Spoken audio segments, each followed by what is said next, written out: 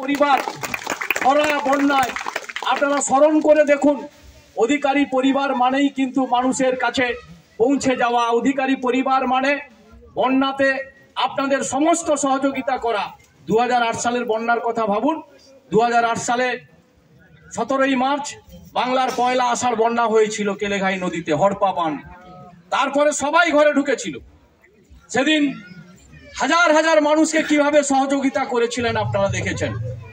আজকে বলুন 2021-এ এখানে একটি তেল চোরের মাল, যার শিক্ষাগত যোগ্যতা 11 পাস, আর তাকে সহযোগিতা করছে এখানকার এক হারমাদ, যে 2010 সালে আমার হাত ধরে পতাকা ধরেছিল।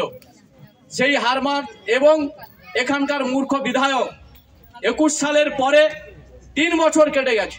বলুন পলাশপুরে কি উন্নয়ন হয়েছে? ফেসবুকে ছবি তোলা আর বিয়ে বাড়ি, শ্রাদ্ধ বাড়ি, অন্নপ্রাশনে পৌঁছে যাওয়া, এছাড়া আর কিছুই কিন্তু এখানে উন্নয়ন হয়নি। সমস্ত উন্নয়ন কিন্তু পলাশপুরে স্তব্ধ হয়ে গেছে। কারণ মমতা ব্যানার্জির সঙ্গে লড়াই করে যিনি টাকা আনতেন তার নাম শিশির অধিকারী মহোদয়, শুভেন্দু অধিকারী মহোদয়। সে ক্ষমতা এদের নেই পূর্ব মেদিনীপুরকে উন্নয়নের জায়গায় পৌঁছে দেবে।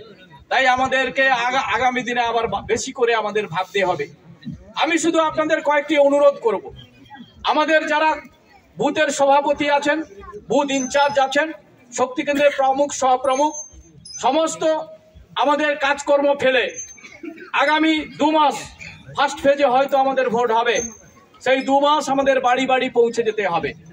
তৃণমূল কংগ্রেস আগামী কয়েকদিনের মধ্যে আপনারা দেখবেন তারা দুটো জিনিস তারা মানুষের কাছে বলবে।